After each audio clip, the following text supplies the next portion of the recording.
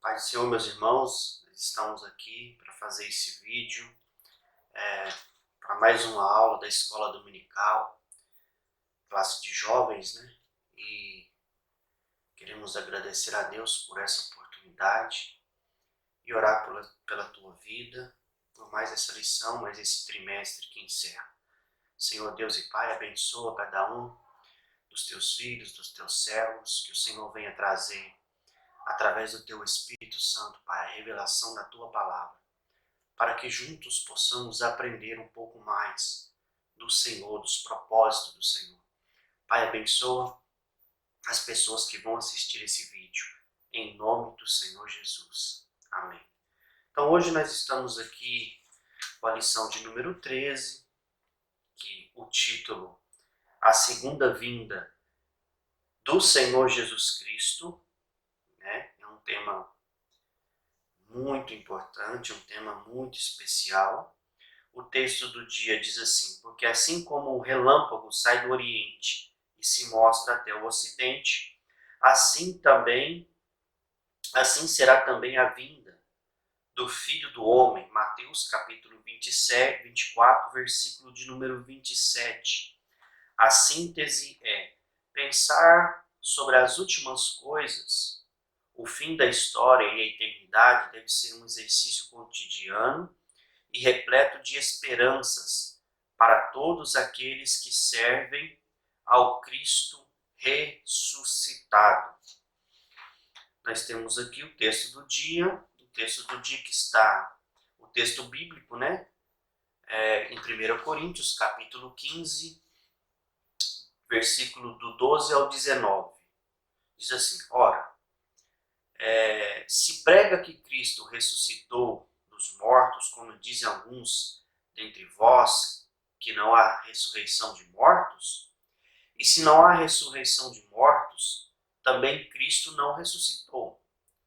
E se Cristo não ressuscitou, logo é vã a nossa pregação, e também é vã a nossa fé, e assim somos também considerados como falsas testemunhas de Deus, pois testificamos de Deus que ressuscitou a Cristo, o qual, porém, não ressuscitou. Se, na verdade, os mortos não ressuscitam. Porque se os mortos não ressuscitam, também Cristo não ressuscitou. E se Cristo não ressuscitou, é vã nossa fé. E ainda permanecei nos vossos pecados. E também os que dormiram em Cristo estão perdidos. Versículo 19. Se esperarmos em Cristo só nesta vida, somos os mais miseráveis de todos os homens. A introdução diz assim: a igreja não pode ser reduzida a um balcão de negócios espirituais ou a um call center religioso, onde as pessoas só comparecem em virtude de questões de seus interesses privados. A igreja é um lugar de cura e de propagação da história do amor de Deus. A promessa do céu não é um exagero, e sim a realização completa da vontade do Criador. Bom, então, eu quero comentar primeiramente com vocês aqui, bem a questão do tema, que às vezes é muito confundido isso daqui, a segunda vinda com o arrebatamento. Ou as pessoas, elas costumam misturar também, há uma raiz teológica que crê que o arrebatamento é depois da tribulação, durante a tribulação, há uns que creem que o arrebatamento é antes. Então isso tudo aqui nós vamos deixar bem claro hoje. A lição, e nós também acreditamos que o arrebatamento da igreja, ele é antes da tribulação. A igreja não vai passar pelo período de tribulação, que são 7 anos. É claro que nós precisávamos de aulas com tempos maiores só para a gente falar desse tema da grande tribulação. Mas eu queria comentar um pouquinho a respeito do título dessa lição do dia 29 do 3, né? Lição de número 13, a segunda vinda do Senhor Jesus Cristo. E às vezes as pessoas, elas fazem um pouco de confusão com a questão da segunda vinda e o arrebatamento. Por quê? O A segunda vinda do Senhor Jesus Cristo, ela é no final da grande tribulação. Porque é quando o Senhor literalmente vai voltar aqui na terra, vai pisar no Monte das Oliveiras, assim como diz o profeta Zacarias no capítulo de número 14. O arrebatamento vai ser um encontro da igreja com Jesus nos ares. Ele vai estar nos esperando dentro da cidade e nós seremos arrebatados para dentro da cidade juntamente com ele. Mas para a gente falar um pouquinho do que é a segunda vinda, porque a segunda vinda de Jesus é um dia de vinganças, é um dia de trevas, vai ser dia de batalha. E nós que somos a igreja também iremos batalhar com Cristo. Eu queria deixar aqui primeiro para a gente fazer essa distinção entre arrebatamento e segunda vinda. 2 textos para a gente começar. O primeiro texto é de Isaías, capítulo de número 61. O primeiro texto de Isaías, capítulo de número 61, que vai começar uma série de profecias a respeito da segunda vinda. E eu quero começar com esse texto de Isaías 61, que foi um texto no qual até o próprio Senhor Jesus Cristo ele leu em Lucas, capítulo de número 4. Diz assim, Isaías capítulo 61, versículo 1. O Espírito de Deus, o Senhor, é sobre mim, porque o Senhor Jeová me ungiu para proclamar boas novas aos aflitos. Enviou-me a restaurar os quebrantados de coração e proclamar liberdade aos cativos e abertura de prisão aos prisioneiros e apregoar o ano da benevolência do Senhor Jeová e o dia da vingança do nosso Deus, a consolar todos os enlutados. Então aqui nós temos duas coisas diferentes, distintas aqui. Né? Nós temos o ano, que ele vai falar no versículo de número 2. Nós temos o ano da benevolência, que é o período que nós vivemos agora, o tempo da graça, e o dia da vingança. Então nós temos o ano, né? Nós temos o ano e o dia, que são duas coisas diferentes. Esse ano é a graça. E o dia é da vingança.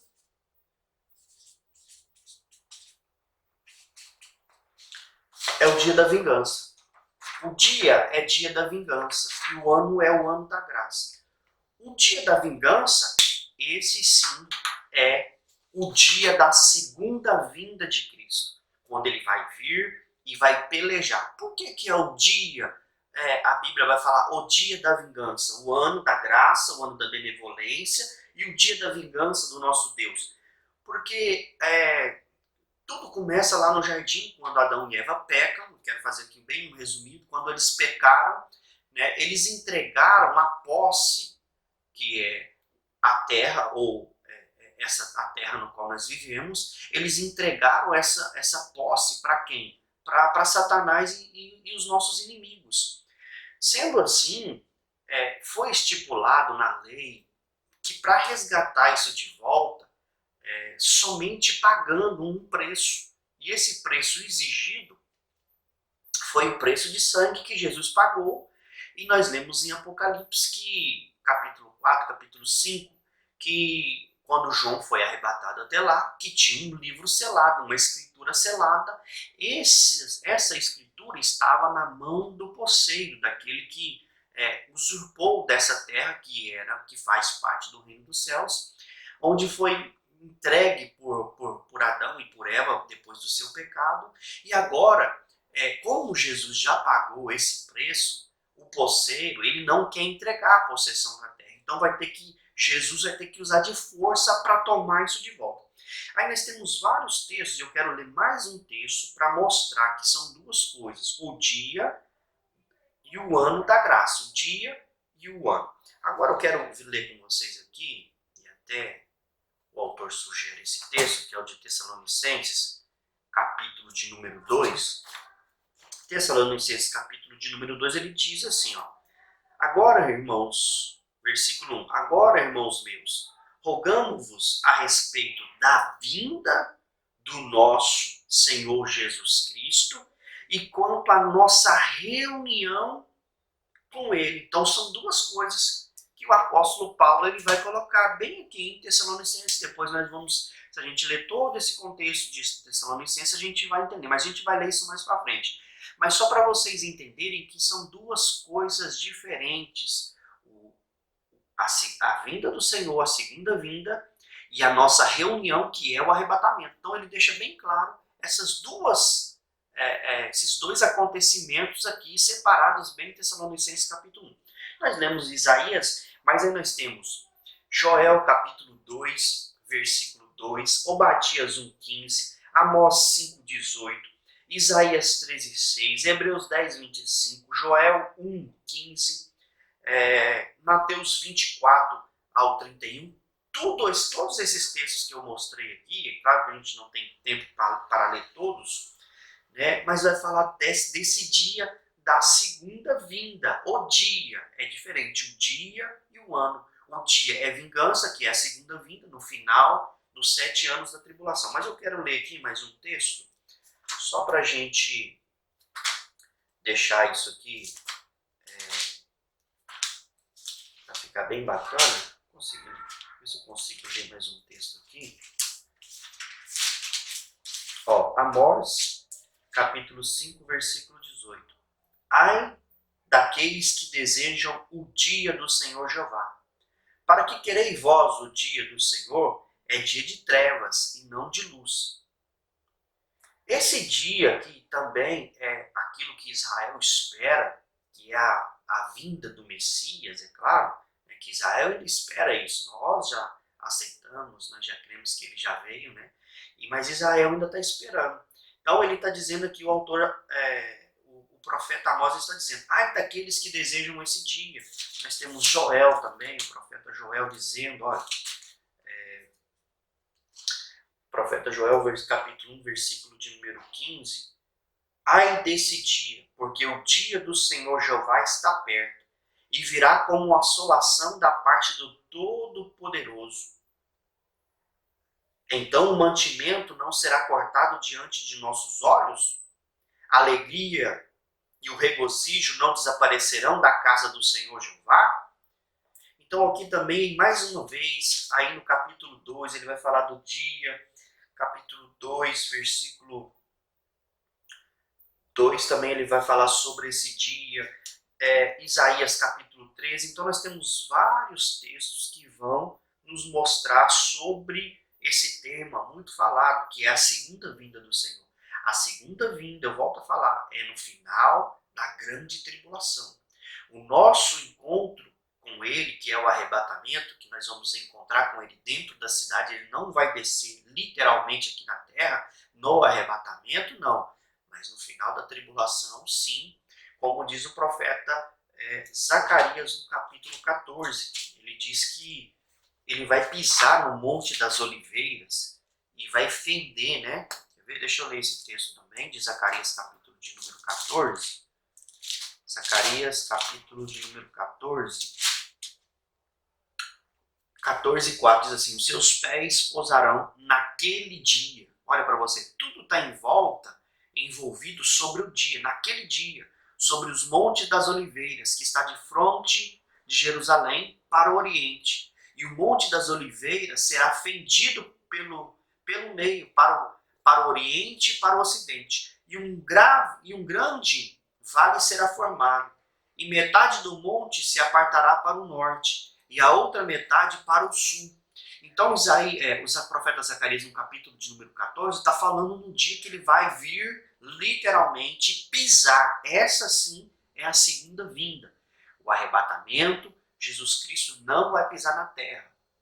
O arrebatamento, a igreja vai encontrar com o Senhor Jesus nos ares, porque a cidade ela vem descendo, como diz o evangelista, o apóstolo João, em Apocalipse capítulo 21, que ele fala que viu a cidade descendo, ataviada, como uma esposa adornada, e nós vamos encontrar com ele. Ela vai continuar descendo.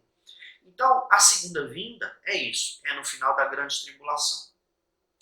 Nós lemos aqui a introdução, o texto, né, que nos remete a falar sobre isso, e o primeiro tópico aqui da nossa lição fala sobre sua ressurreição e ascensão. A sua ressurreição de quem? De Jesus Cristo. Porque nós temos um paralelo. Nós temos um paralelo com os fatos que aconteceram na ressurreição de Jesus Cristo e no seu arrebatamento. Nós temos um paralelo com a igreja, porque a tipologia bíblica nos mostra que vai ser muito parecido. É uma tipologia.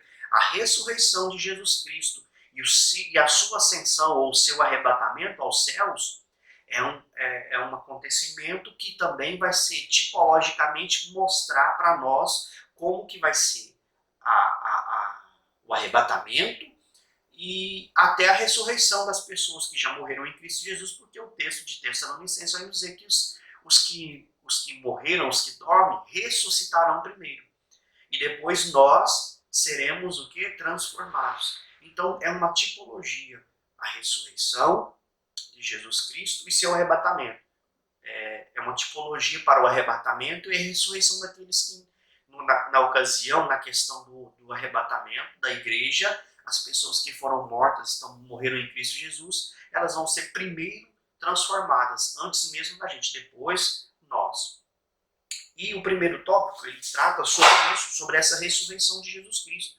E aqui, nessa ressurreição de Jesus Cristo, eu queria enfatizar com vocês, para vocês entenderem alguns fatores importantes, né?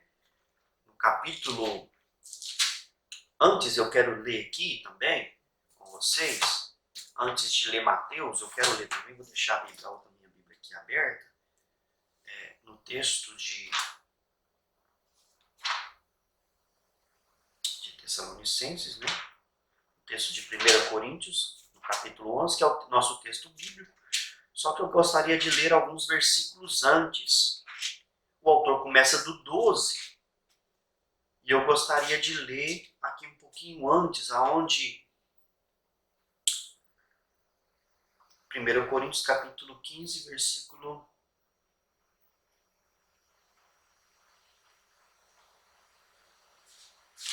Porque o apóstolo Paulo aqui em Coríntios, ele vai tratar sobre isso alguns versículos antes, ele vai falar sobre isso. Ele está mostrando para a igreja em Coríntios como que se deu o fato da ressurreição de Jesus Cristo. Ele diz assim, 1 Coríntios capítulo 15, versículo 3, diz assim, porque primeiramente vos entreguei o que também recebi, que Cristo morreu por nossos pecados, assim como está registrado nas Escrituras, o que foi sepultado e que ressuscitou ao terceiro dia, assim como está registrado nas Escrituras, que apareceu a Cefas, e depois aos 12, e depois apareceu para mais 500 irmãos de uma só vez, dos quais muitos ainda vivem, mas alguns deles já dormem. Depois apareceu para Tiago e depois para todos os apóstolos. E enfim, por último, apareceu também a mim como a um abortivo. Então, Paulo aqui, ele estava explicando para essa questão de ressurreição para a igreja em Coríntios, aonde algumas pessoas não estavam crendo, algumas pessoas criam. Então, ele está aqui explicando que Jesus morreu, ressuscitou ao terceiro dia, né? E que essa é uma base, é um dos pilares da nossa fé, que ele vive, que ele reina, depois de ressuscitar, ele vive e reina para todo sempre. Quando nós falamos aqui da ressurreição, e Paulo fala aqui, no texto de Mateus, no capítulo 27, no texto de Mateus, no capítulo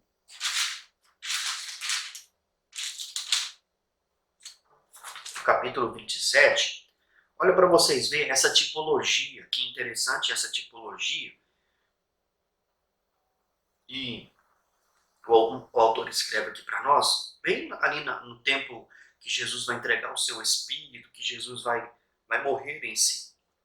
E Jesus, Mateus 27, 50. E Jesus, bradando novamente, com grande voz, entregou o seu Espírito. Eis que o véu do santuário se rasgou em dois, de alto a baixo, e a terra tremeu, e as pedras se fenderam. Os sepulcros se abriram. Olha para vocês verem a tipologia. Quando Jesus Cristo morre, quando ele entrega o seu Espírito, a Bíblia diz que os sepulcros se abriram naquele mesmo dia. Na hora que ele entrega o Espírito, versículo 52, os sepulcros se abriram e muitos corpos de santos que tinham dormido foram ressuscitados. Quando Jesus morre, na cruz do Calvário, entrega o seu Espírito, pessoas que tinham morrido ali, que tinham uma fé em Cristo, que tinham a sua fé, que eram uma pessoa salva, elas foram ressuscitadas. Só que agora olha o interessante no versículo de número 53. E saindo dos sepulcros, depois da ressurreição dele, ou seja, Jesus morreu, ele ressuscitou ao terceiro dia. A Bíblia diz que as pessoas ressuscitaram quando ele morreu, mas elas permaneceram nos sepulcros vivas até o dia da ressurreição de Jesus, no terceiro dia, no domingo. Ou seja, na sexta-feira, essas pessoas ressuscitaram, mas elas passaram na sepultura com Jesus, ou claro, ali na sua sepultura, cada uma na sua sepultura respectivamente, mas a Bíblia diz que elas estavam vivas e só ressuscitaram ali ao terceiro dia. Agora, você pode perguntar, mas por que isso aconteceu? Por que esses fatos aconteceram? Por que as pessoas ressuscitaram? Porque a palavra do Senhor, a palavra de Deus, aleluia, glória a Deus, ela é recheada de tipologias, fatos, leis, princípios que não podem ser quebrados. Nesse texto em si, nós temos uma tipologia muito tremenda, muito poderosa, que fala o seguinte, em Números capítulo 35, quando Moisés está ali instituindo a lei, a Bíblia diz que haviam pessoas que cometessem pecados ou delitos sem a intenção de cometê-los, ou até mesmo assassinatos sem a intenção de matar. A Bíblia ensina que as pessoas, Moisés estipulou um lugar chamado cidade de refúgio. As pessoas que cometiam pecados, assassinatos, as pessoas que cometiam algum tipo de crime, havia por parte da família o desejo ou a vontade, né, ou pela raiva, a vontade de fazer vingança por aquela morte, por aquele óbito, né, por aquela situação. Então Deus, para que não venha, naquele tempo, aquela sociedade não venha virar um caos, um matando o outro porque matou, né? Então Deus vem e estipula a cidade de refúgio. E o texto diz assim, Números, capítulo de número 35, versículo de número 11, diz assim, escolherei cidades adequadas para servir como cidade de refúgio. Então aqui, essas pessoas que morreram em Cristo Jesus, elas estavam no Hades. O Hades era um lugar que compunha por 3 compartimentos, vamos dizer assim, ou 3 lugares separados. Dentro do Hades havia o seio de Abraão, o abismo e o lugar de tormento. Todas as pessoas que morriam, que tinham uma fé em Deus, morriam salvas, elas ficavam no seio de Abraão, em alma. As almas das pessoas que não se arrependiam, pessoas injustas, que praticavam injustiça, iam para o lugar de tormento. E o Hades era um tipo de cidade de refúgio, tipologicamente. Essas pessoas que ressuscitaram estavam nessa cidade de refúgio, que era o seio de Abraão, que depois Jesus vai levar esse seio de Abraão para a Nova Jerusalém. Mas olha aqui para você ver o texto. A Bíblia diz que ali 35:11 de Números, ali se refugiará o homicida que tiver derramado sangue involuntariamente. Ou seja, uma pessoa que cometeu um assassinato involuntariamente, tinha um lugar adequado, um lugar específico para essas pessoas se mudarem. Né? O versículo de número 15. Eram 6 cidades. Estas 6 cidades vos servirão de refúgio aos filhos de Israel, aos peregrinos e a qualquer outro que habite no meio de vós, para que nelas possam refugiar-se quando tirar a vida de alguém acidentalmente. Então, aqui na lei, na palavra do Senhor, existia um lugar, um lugar chamado cidade de refúgio, para a pessoa que cometeu um crime involuntário, ela pudesse ter a sua vida preservada, certo? E o que acontece com a morte do Senhor Jesus Cristo foi isso. Porque o texto agora diz, olha, essas pessoas elas só podiam sair com uma condição. As pessoas que estavam no lugar no seio de Abraão, no Hades, no seio de Abraão, elas só poderiam sair dali também por uma situação. Qual situação? Números capítulo 35, versículo 25. A Assembleia livrará o homicida do vingador do sangue e o reconduzirá para a cidade de refúgio, onde se tinha colhido, e ali habitará até a morte do sumo sacerdote, que foi ungido com óleo. Mas se o homicida sair do território da cidade de refúgio, onde se refugiou, e o vingador do sangue encontrá-lo fora dos seus limites do seu refúgio, o matar, não será considerado culpado de homicídio, porque o homicídio deveria permanecer na cidade de seu refúgio até a morte do sumo sacerdote. Então nós temos aqui no versículo 38, no capítulo 35, versículo 28, e no versículo 25, nós temos aqui a palavra do Senhor nos ensinando que quando o sumo sacerdote morresse, essas pessoas tinham direito à liberdade. Então, qual que seria a resposta para o texto de Mateus? Jesus morrer, as pessoas ressuscitarem e ao terceiro dia também saírem do sepulcro, assim como Jesus saiu do sepulcro no terceiro dia? Qual que seria? A morte do sumo sacerdote. A morte do sumo sacerdote dava direito para aquelas pessoas, para que elas ressuscitassem. Quem que são essas pessoas? É o que o autor dos Hebreus escreve no capítulo de número 13. No capítulo de número 13, ele vai dizer quem são essas pessoas.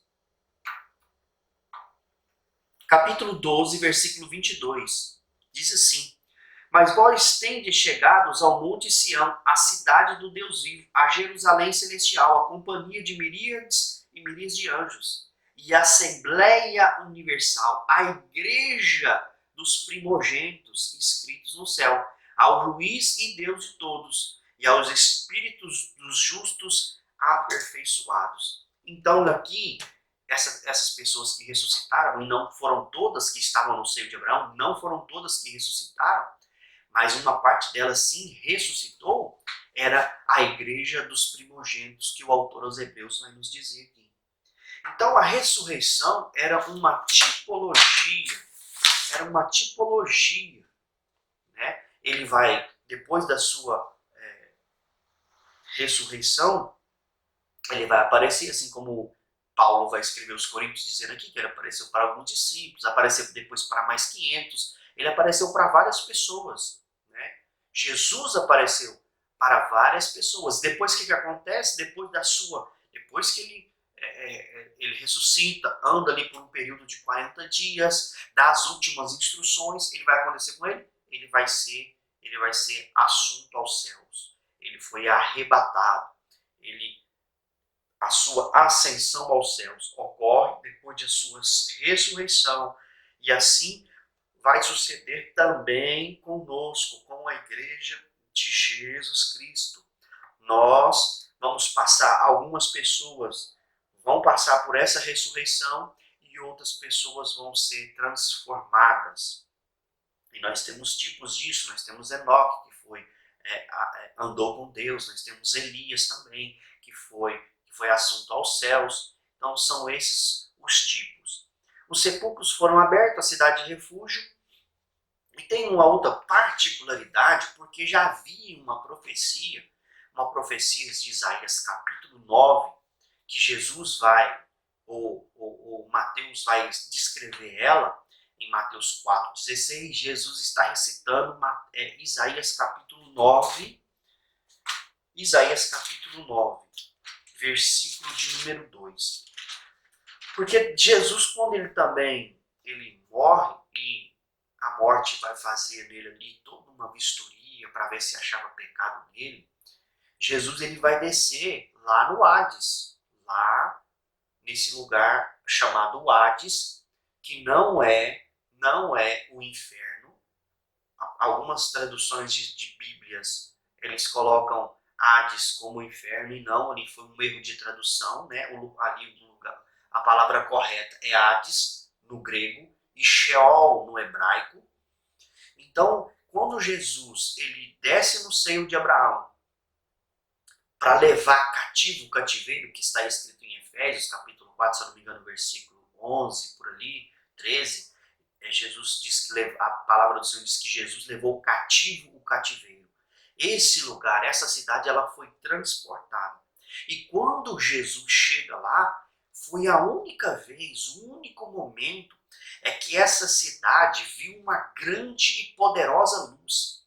Foi o dia que essa cidade de refúgio, chamado Hades, seio de Abraão, e os que estavam ali no lugar de tormento, que era bem ao lado, que era bem visível, que só havia um abismo que separava o Hades, que separava o lugar de tormento do seio de Abraão, só havia um abismo que separava. E quando Jesus chega ali para levar, com miríades de anjos, para levar ali cativo o cativeiro, a palavra do Senhor, o profeta Isaías já tinha profetizado, e Jesus disse em Mateus capítulo 4, versículo 12, que ali teve a região da sombra da morte, viu uma grande luz. Foi uma alegria extraordinária, foi um poder, uma glória. Olha o que o profeta diz em Isaías capítulo 9, versículo 2. E o povo que andava em trevas, ou seja, lá no Hades, viu uma grande luz, aleluia.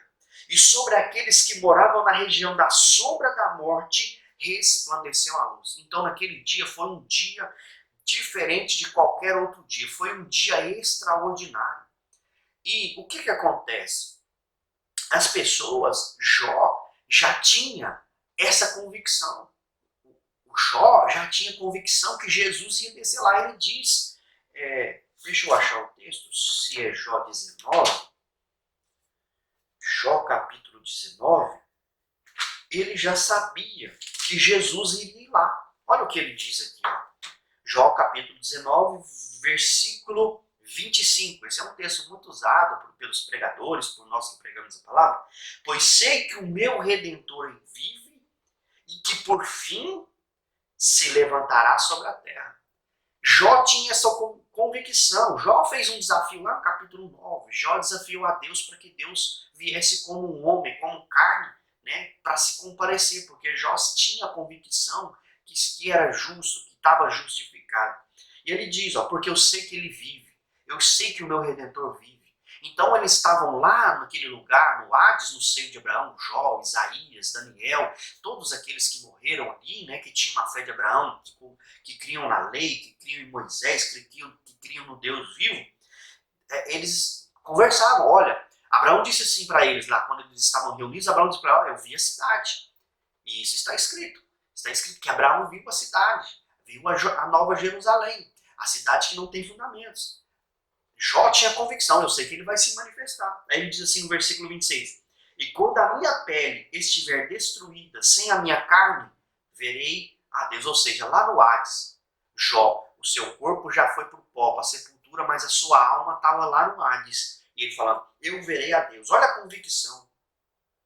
No versículo 27, eu verei por mim mesmo, e os meus olhos o contemplarão, e não por intermédio de outros. Desfalece de anelo a minha alma. Então até o profeta, até o homem Jó, né, aqui, tinha essa convicção que Jesus desceria lá na região da sombra da morte, desceria até lá no Hades e levaria. Então, essa convicção sobre a ressurreição de Jesus Cristo, que ele esteve lá no Hades, que essas pessoas que hoje o seio de Abraão já não está, já foi levado lá para a cidade, hoje lá no Hades só há o lugar de tormento e o abismo.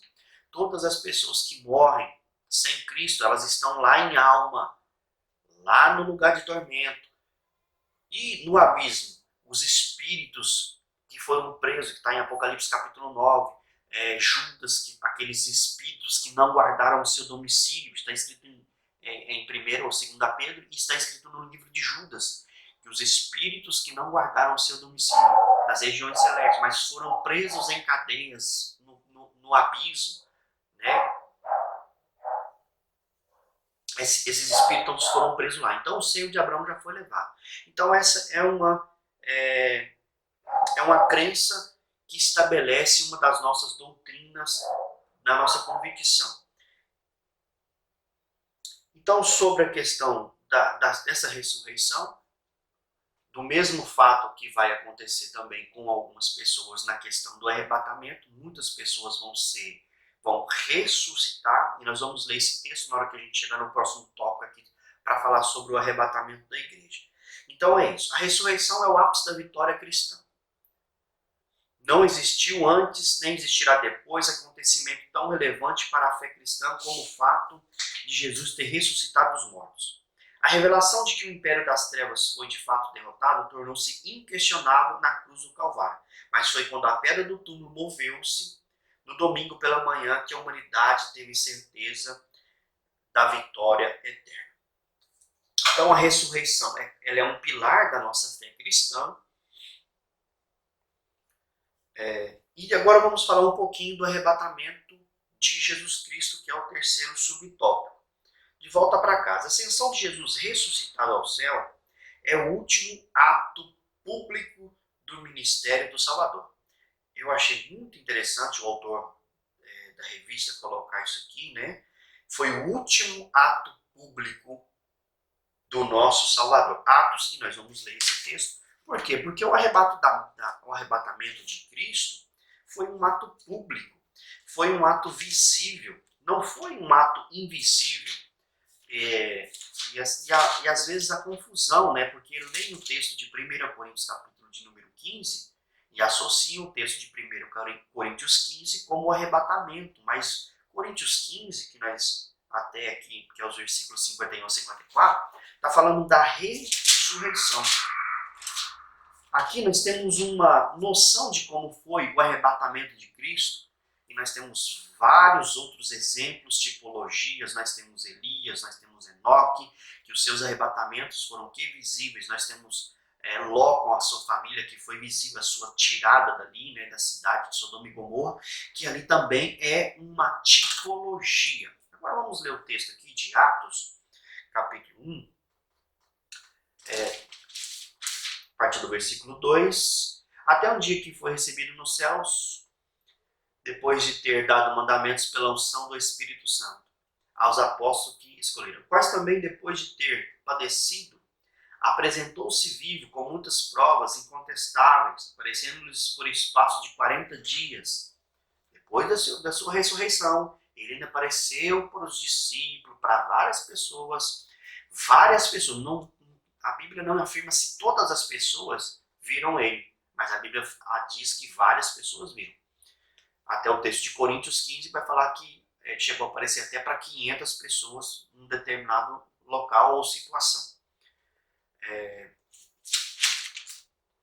Falando-lhes concernente às coisas do reino de Deus. Versículo 4. E sendo com eles, ordenou-lhes que não ausentassem de Jerusalém, mas que esperassem a promessa do Pai, a qual disse ele, de minha boca ouviste, porque João verdadeiramente batizou com água, mas vós sereis batizados com o Espírito Santo, não muitos dias depois desses. Então aqueles que se haviam reunido perguntaram, dizendo, Senhor, é nesse tempo que restaurarás o reino de Israel? Versículo 7. E respondeu-lhes, Não vos compete saber os tempos ou as estações que o Pai reservou à sua própria autoridade, mas recebereis a virtude do Espírito Santo, que descerá sobre vós, e serei as minhas testemunhas em Jerusalém, em toda a Judéia e Samaria, até os confins da terra. Tendo dito essas coisas, ele foi arrebatado. Algumas versões vão dizer, ele foi assunto aos céus, ele ascendeu aos céus, às alturas, em uma nuvem. Guarda essa palavra em nuvem, porque é a mesma palavra que vai aparecer lá em 2 Tessalonicenses, capítulo 4, versículo 17. É a mesma palavra que vai aparecer lá, que vai falar sobre o arrebatamento da igreja.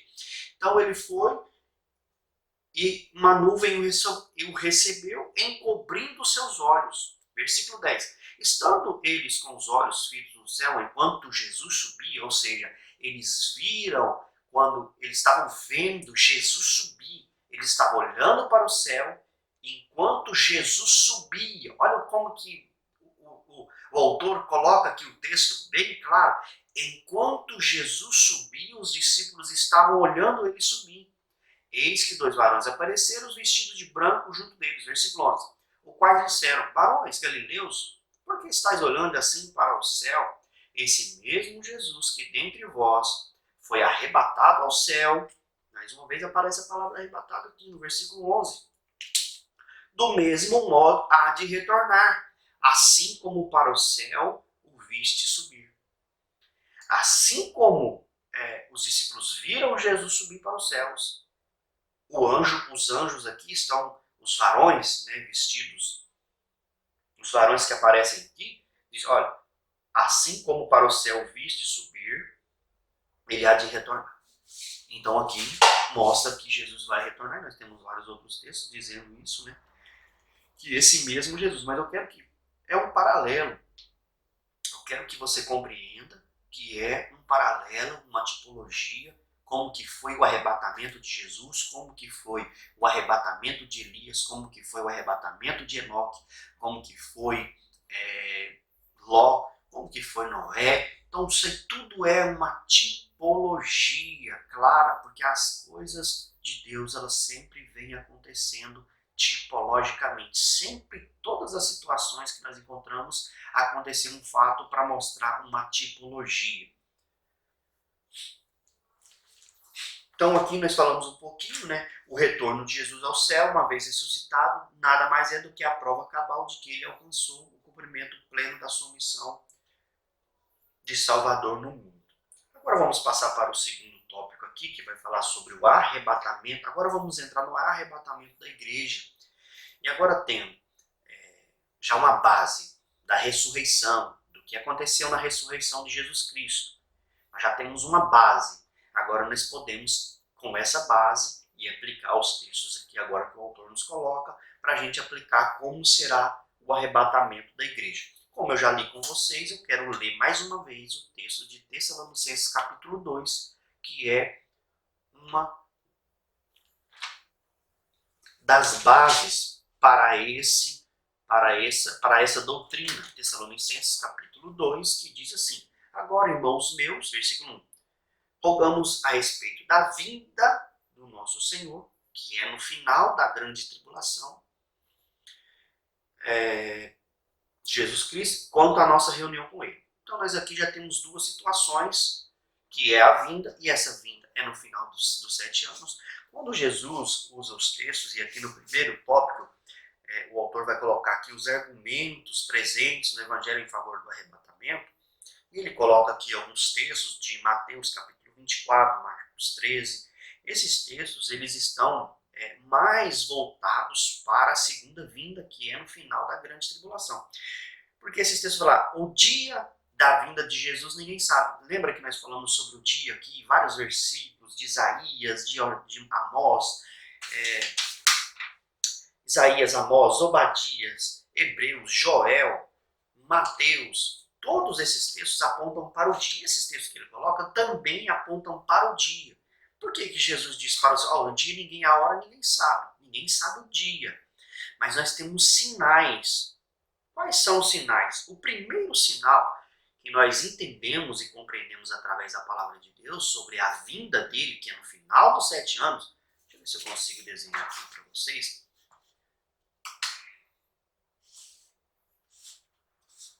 Aqui nós temos o arrebatamento. E aqui nós temos a grande tribulação, que é 7 anos, dividido em 3,5 e 3,5. Nós temos aqui o arrebatamento. Na hora que a igreja for arrebatada, aí nós sabemos quando será o dia da vinda. Porque após o arrebatamento vão se passar 7 anos. Passou 7 anos, aqui no final dos 7 anos é a vinda, o dia.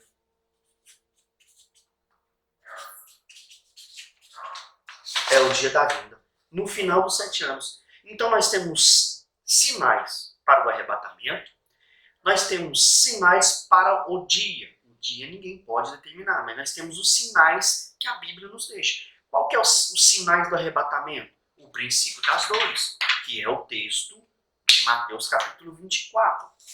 Mateus capítulo 24, ele vai falar do arrebatamento e vai falar da segunda vinda. Então nós temos que entender esses textos para a gente não confundir. Qual que é o texto que está falando da segunda vinda? Qual que é o texto que está falando da tribulação? Qual que é o texto que está falando do arrebatamento?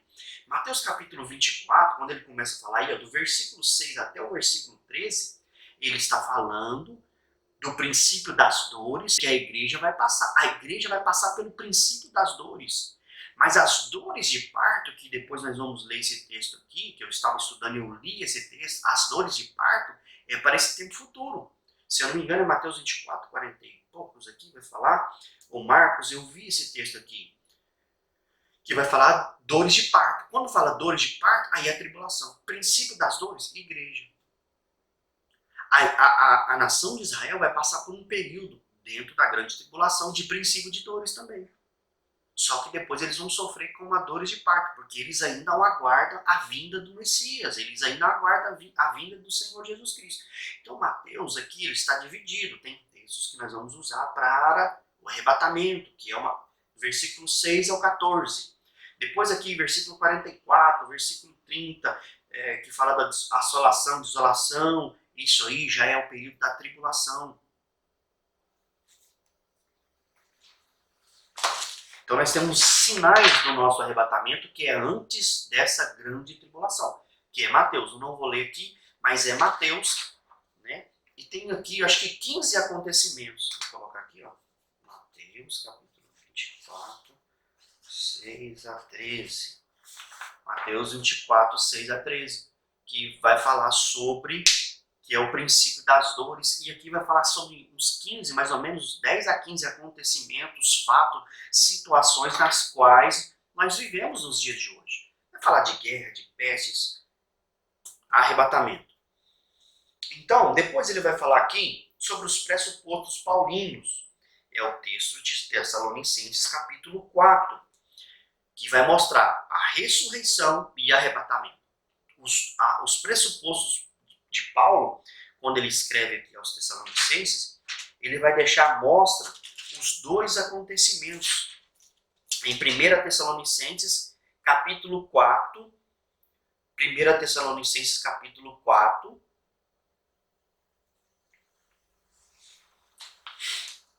a partir do versículo 16. Vamos ler aqui do versículo 16, que vai falar em si sobre arrebatamento. Depois aqui embaixo vai falar sobre a nação de Israel. Então tudo isso nós temos que separar. Nós temos que mastigar aos poucos e separar isso aqui. Ó.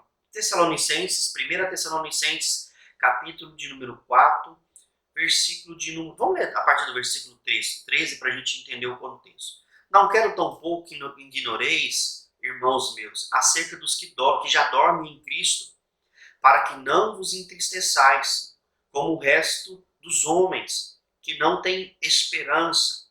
Então Paulo está levando aqui uma carta de conforto para as pessoas que já morreram em Cristo. Olha, não fique triste, porque se cremos que Jesus morreu e ressuscitou, assim também os que já dormem em Cristo, Deus os tornará a trazerem em sua companhia. Ou seja, Deus vai ressuscitar essas pessoas também. 15. Por isso vos dizendo, com palavra de nosso Senhor, que nós, o que ficarmos vivos até a vinda de nosso Senhor, de algum modo seremos transladados sem que antes os que dormem ressuscitem. Ou seja, muitas pessoas vão estar vivas quando Jesus voltar aqui no final dos 7 anos. Muitas pessoas ainda vão sobreviver no período de grande tribulação. Aqui nesse final de grande tribulação vai haver uma batalha, uma guerra, né? Uma grande batalha. Porque aí Jesus vai lançar a besta e o falso profeta no lago de fogo, que é a segunda morte, o lago de fogo que é o mesmo inferno, que ainda não foi inaugurado. E nessa batalha ele vai prender Satanás por 1000 anos. Depois dessa batalha começa o nosso reino com Cristo por 1000 anos. Nós já vamos estar aqui dentro da cidade aqui. A cidade está vindo aqui, ó. Nós vamos encontrar com a cidade aqui, ó. Nós vamos encontrar aqui, ó, dentro da cidade. E a cidade continua descendo aqui até chegar aqui no final da grande tribulação. Depois nós vamos reinar com Cristo por 1000 anos e depois eternamente.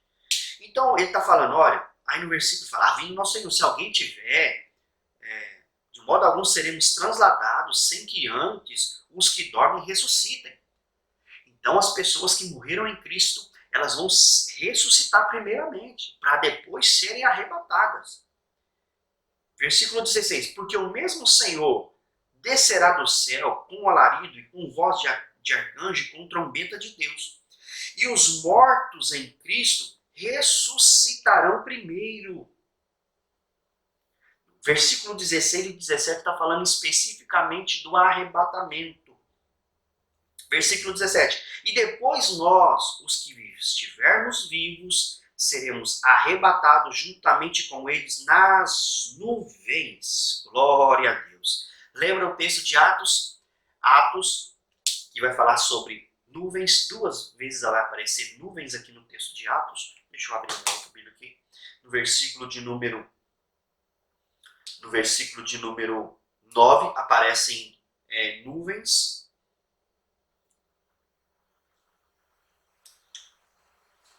No versículo de Atos 1:9 vai aparecer aqui em uma nuvem, escrito no céu, esses eram vestidos de branco, juntamente com ele, disseram varões, Galileia, porque está olhando para esse Jesus que foi arrebatado ao céu, do mesmo modo que ia subir, ele vai voltar. Então aqui vai aparecer o que?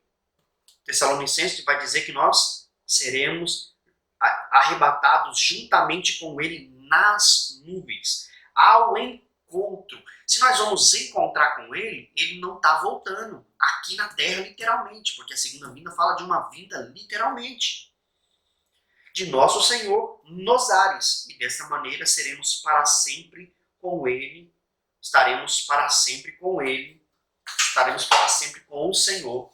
Portanto, confortai-vos uns aos outros com essas palavras. Então Paulo queria trazer um conforto para as pessoas. Meu parente fulano morreu. Não se preocupe. Se morreu em Cristo Jesus, ele vai ser transformado. Depois nós seremos transformados e seremos arrebatados. Aí você vai pegar esse texto de Tessalonicenses e agora você vai juntar com o texto de 1 Coríntios. Porque ele diz, primeiro os mortos em Cristo ressuscitarão primeiro, versículo 16. E depois nós, os que estivermos vivos, seremos arrebatados. Os que estiverem vivos, vai acontecer o que Paulo escreveu aos Coríntios, no capítulo de número 15. Capítulo de número 15, versículo de número 51. A partir do versículo 51. O que vai acontecer aqui? Estamos falando de arrebatamento, ressurreição, arrebatamento de Jesus e ressurreição de Jesus e arrebatamento, ressurreição dos que morreram em Cristo e arrebatamento. 1 Coríntios capítulo 15, versículo 51. Eis que vos digo um mistério, nem todos dormiremos. Quando ele usa a palavra dormir aqui, ele está dizendo nem todos vão morrer, nem todos vão morrer, mas todos serão transformados. Ou seja, existem dois grupos. Existe o grupo das pessoas que vão morrer, e existe o grupo das pessoas que não vão morrer. E todos esses dois grupos, dos que morreram e dos que não vão morrer, eles vão ser o quê? transformados. É o que o texto que Paulo está dizendo. Mas todos seremos transformados. Esses dois grupos vão ser transformados. Como que esse grupo vai ser transformado? E o que é essa transformação? São duas perguntas. Como que serão transformados? E o que é essa transformação? Olha, versículo 52. Em um momento. Como que vai ser? Vai ser em um momento. No abrir e fechar de olhos. O que? A transformação. Que transformação é essa? É um corpo corruptível para um corpo incorruptível. Ele vai dizer aqui também, bem em seguida. Vamos ler o 52. Em um momento, em um abrir e fechar de olhos, ao som da última trombeta, porque a trombeta soará e os mortos ressuscitarão incorruptíveis e nós seremos transformados. Porque é necessário que este ser corruptível, nós em carne aqui e osso, se revista da incorruptibilidade e que este ser mortal se revista da imortalidade. Agora você nota no texto que vai ter o que aqui? Ao som da última trombeta aqui. O texto de Tessalonicenses também vai falar com voz de arcanjo e trombeta de Deus. E também nós não podemos confundir essa trombeta que aparece em Tessalonicenses 4:16 e nem a trombeta que aparece em 1 Coríntios 15:52 com as trombetas do Apocalipse. Não, essa trombeta aqui é a trombeta de Números capítulo 10. Números capítulo 10 vão aparecer duas trombetas de prata. Uma era para a reunião e a segunda trombeta para a batalha. Então essas trombetas aqui era para a reunião. Números capítulo 10. Deixa eu ver se eu acho esse texto aqui para vocês também. Aproveitar que nós já estamos falando disso aqui. Números capítulo 10. 10:2. 10:1. Capítulo 10, versículo 1. Então o Senhor falou a Moisés, dizendo: faze para ti duas trombetas de prata, lavradas a martelos, as farás, para a convocação da assembleia e para dar a ordem de partida para os acampamentos. Quando as tocarem, toda a assembleia se reunirá à entrada do tabernáculo de reunião. Aleluia! Olha que maravilha! Essa reunião, esse ajuntamento é o arrebatamento, a primeira trombeta. Depois vai falar da outra trombeta, que é para a batalha. Qual que é a batalha? Na vinda. O dia da vinda, que é a segunda vinda, o dia. E teve um homem que esteve lá nesse o dia, no dia do Senhor, nesse dia teve só um homem que esteve lá e viu. João, Apocalipse capítulo 1, ele esteve lá, ele viu. Esse dia vai ser de batalha, que é a segunda vinda. E o arrebatamento também vai ter, que é o som dessa trombeta aqui, ó. Porque a trombeta soará e os mortos vão ressuscitar. Porque é necessário que o ser incorruptível se revista da incorruptibilidade, que esse ser mortal se revista da imortalidade. Enquanto este ser corruptível se reveste da incorruptibilidade e este ser que é mortal se reveste da imortalidade, então se cumprirá a palavra que está escrita: sua vida foi a morte da vitória. Mas eu falei que tinha duas perguntas. Como, né? E como e quando, né? Os que serão transformados. Quem serão esses transformados? O que o texto está falando? De ressurreição. Olha aqui, no versículo 52 ele diz: em um momento, em abrir e fechar de olhos, ao som da última trombeta. Porque a trombeta soará e os mortos em Cristo ressuscitarão incorruptíveis. Nós seremos transformados. Então está falando de ressurreição. O abrir e fechar de olhos é ressurreição. As pessoas vão ser transformadas no abrir e fechar de olhos. Não que o arrebatamento dessa pessoa até os céus, até as nuvens, seja um abrir e fechar de olhos. Abriu, fechou, não, está lá, não. Está falando o texto e o contexto que não está falando hora nenhuma que essa pessoa vai ser arrebatada no abrir e fechar de olhos, mas fala que ela vai ser transformada. Um exemplo tipológico bem forte também sobre isso aqui é Ezequiel, capítulo de número 37, o vale de ossos secos, que Deus leva o profeta lá e aqueles ossos começam a ser transformados. Era um vale de ossos secos e ali houve o que? Uma transformação. Porque todas as pessoas que morreram em Cristo, na questão do arrebatamento, e a sua alma está lá hoje no seio de Abraão, que está dentro da cidade já, essa alma vai encontrar com o seu corpo novamente. E ela vai ter um corpo novamente. Assim como Jesus tem um corpo também. Jesus, quando ele ressuscitou, não ressuscitou com um corpo. E é interessante porque Tomé tocou no corpo de Jesus. Mas o texto também diz que Jesus passou pela parede.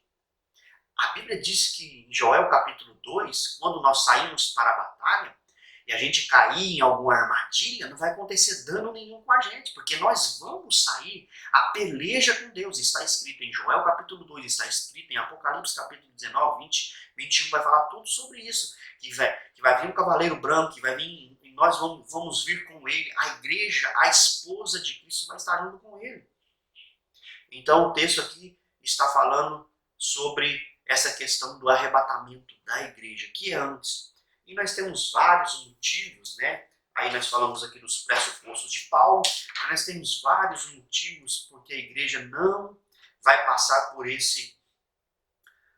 pela tribulação ou pela grande tribulação. Nós temos vários textos, mas não está aqui no tema da nossa lição para a gente falar. Também precisaríamos de muito mais tempo para estar mostrando todos os textos que falam sobre essa situação que nós não iremos passar na grande tribulação. Um dos textos é o texto do Salmo 46. Deixa eu ver aqui se é o Salmo 46, só para você entender. Salmo 46. Esse é um cântico da igreja. Salmo 46 e Apocalipse. Vou mostrar esses dois textos para vocês. Um dos dois textos. É Salmo 46 mesmo. Deus é nosso refúgio, fortaleza, socorro bem presente na hora da angústia. Porque não temeremos ainda que a terra se mude e os montes se removam para o coração dos mares e as águas um rio. Deus está no meio dela. Aí no versículo de número 8, Deus fala. Aí o profeta está falando até o versículo 7. 46, o Senhor está conosco, nós dentro da cidade, o Senhor está conosco, Deus de Jacó, Ele é o nosso alto refúgio, no alto, na cidade, porque a cidade vai ficar pairar sobre a terra, ela não vai descer e encostar na terra, ela vai ficar na altura. Aí ele diz no versículo: vinde e contemplai as proezas do Senhor, que desolações Ele tem feito na terra. Então Deus está chamando, olha, venha ver, vinde, contempla as desolações que eu vos livrei, aleluia. Esta é a salvação das desolações que Ele vai fazer na terra. Vai ser muitas desolações, Ele vai ter que fazer uma limpeza. Ele vai cessar as guerras, né? Aí rendei-vos e sabei que eu sou Deus, serei exaltado entre as nações, serei exaltado em toda a terra. Ele vai ser exaltado. Sabemos que ele fala, sabei que eu sou Deus. Nós dentro da cidade, esse texto. E tem um texto também de Apocalipse, que também lá nós vamos ter um outro cântico. Ali vai ser o cântico da igreja em si mesmo, vai ser de Apocalipse, capítulo 19. Apocalipse 19 diz 5. Quando entrar o último mártir no período da grande tribulação, que vai ter salvação, e entrar o último mártir dentro da cidade, da Nova Jerusalém, aí vai se ouvir esse cântico. E saiu uma voz do trono que dizia: louvai nosso Deus, todos vós, os seus servos, e vós que temei, os pequenos e grandes. Aí 19:6. E ouvi a voz do coro de uma grande aleluia, multidão, como a voz de muitas águas, que o som de forte de trovões que dizia aleluia, porque já o Senhor nosso Deus, o Todo-Poderoso, reina. Glória a Deus. Regozijemos e nos alegremos e demos-lhe glória, porque é chegado às bodas do Cordeiro. As bodas vai ser no final dessa grande tribulação. Então esse aqui é o cântico. Você pode se alegrar, dar glória a Deus. Você vai estar aqui junto com esse povo, dando glória a Deus, dando aleluia, porque o nosso Deus reina. Apocalipse 19:6. Esse é o cântico da igreja salva dentro da cidade. Amém? Glória a Deus. Aí o terceiro subtópico aqui vai falar sobre a vida eterna com Cristo, né? Nós vamos ter uma vida, nós vamos reinar com Cristo. a nossa celebração eterna também, que nós vamos ter ali um período maravilhoso somente de alegria, tempo suficiente para agradecer o nosso Deus. E aqui eu queria comentar também o regresso ao estado de plenitude. Aí o autor diz assim: o desastre do Éden maculou a humanidade de várias formas: pecado, sofrimento, dor, morte, etc. Contudo, nosso Deus restaurará todas as suas promessas em nossas vidas, em nossa vida celestial. Ou seja, então o pecado ele trouxe várias consequências, aonde Deus teve que enviar o seu Filho para restaurar isso tudo. E aqui é extraordinário, né? Porque há algum tempo nós falávamos sobre como que era o estado ali antes, como que era o estado. Porque o autor aos Romanos diz que, Romanos 3:23, diz que todos pecaram e foram destituídos da glória de Deus. Todos pecaram, né, conforme a semelhança de Adão, todos vieram pecando. E esse foi um dos fatos, um dos motivos pelo qual Jesus teve o direito da ressurreição. Por quê? Porque ele cumpriu a lei. Levítico 18:5 diz que aquele que cumprisse a lei tinha o direito de ressuscitar. Então, como esse pecado veio, aí o texto diz: todos pecaram e foram destituídos da glória. Essa era a imagem de Adão, a glória de Deus. Ele refletia essa glória. E Jesus veio para isso. Então, Romanos 3:23. Viu, irmão Ed? Lembra que nós estávamos falando que ele estava em busca dessa imagem perfeita? E qual que era essa imagem perfeita? Nós estudamos que era a imagem de Cristo, essa imagem perfeita, vestida de glória. Aí fala que todos pecaram, o autor aos Romanos. Ó.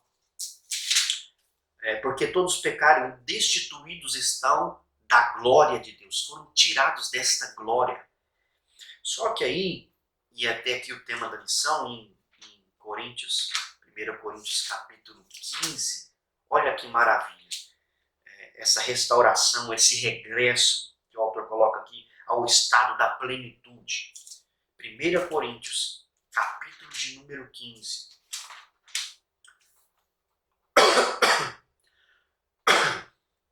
Versículo de número 49. Diz assim: e assim como trouxemos a imagem do terreno, ou seja, daquela imagem, barro, aquela imagem perfeita que Jesus foi buscando, a imagem, busca da imagem perfeita, nós trouxemos essa imagem, né? Do terreno, traremos também a imagem do celestial. Aleluia, glória a Deus. E qual que é essa imagem do celestial? João viu ali em Apocalipse, o salmista, no Salmo 22, é extraordinário. O que Deus fez com Jesus ali, em alma ainda, ele vestindo Jesus de glória, de poder. É isso. Mas digo isto, irmãos, 1 Coríntios 15:49. E assim como trouxemos a imagem do terreno, traremos também a imagem do celestial. E fica uma pergunta para você: e qual que é essa imagem?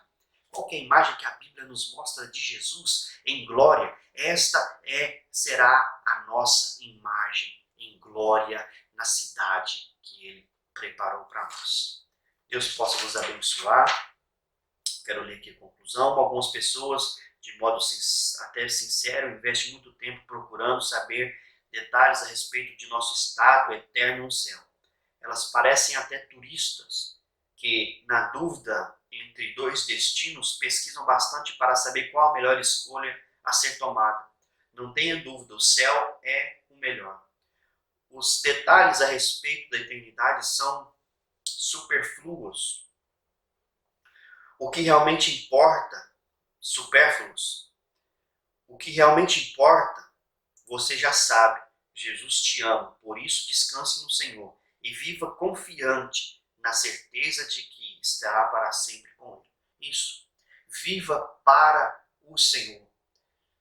Viva para o reino de Deus. Viva para as coisas do Senhor. Eu sei que você tem família, você quer constituir uma família, você que é jovem futuramente, mas viva para o Senhor. Você viva para o Senhor aqui. E eu tenho certeza que estarás no céu com o Senhor. Vai viver para Ele lá também. Que Deus vos abençoe.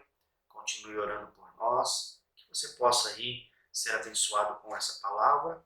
E se você quiser fazer alguma pergunta, entra lá, pergunta. Nós não somos aqui expert em teologia, mas um pouquinho que a gente aprende, um pouquinho que a gente sabe aqui, a gente quer compartilhar com vocês. Eu fico muito alegre por poder compartilhar as escrituras, compartilhar esses textos com vocês. Qualquer dúvida aí, pode perguntar. E se a gente fez ou falou alguma coisa errada, você pode aí nos questionar. Nós estamos abertos aí para discutir a palavra do Senhor, né? Isso não vai impedir a nossa amizade. Amém? Deus nos abençoe em nome do Senhor Jesus. Essa foi a lição que termina o primeiro trimestre do ano de 2020. Que agora vem uma nova lição e nós possamos juntos aí estar estudando em nome do Senhor Jesus. Deus nos abençoe.